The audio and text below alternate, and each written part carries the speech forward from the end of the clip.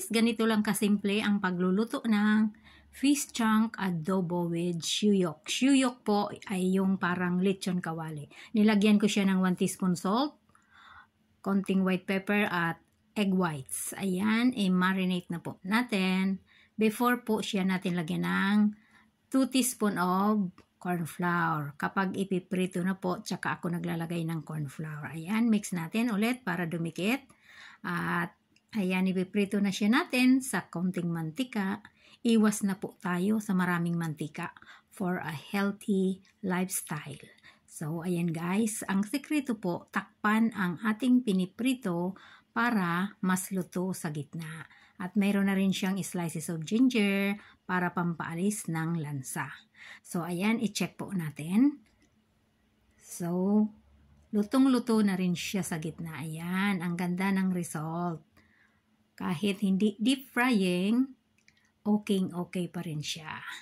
So, ayan guys. Ito na po ang ating kumpletong ingredients, ang ating sawyok or lechon kawali, ang ating spring onion, ayan ang fried tofu at yung soup mushroom.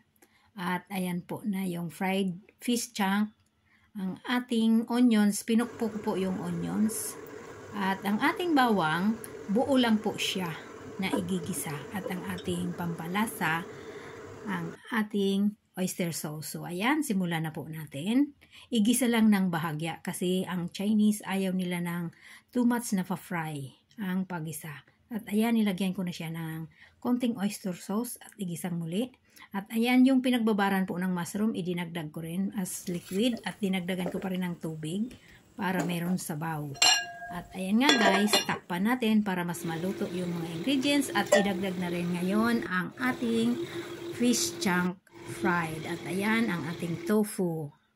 At nagdagdag na rin po ako ng diluted corn flour para hindi naman watery at hintayin na lang siyang lumapot para maging sauce.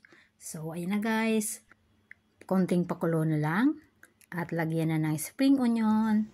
At ayan na nga guys, ready na ang ating fish chunk adobo with shuyok or lechon kawali. Ayan, ready na for delivery ang ating dinner. Enjoy and have a good day.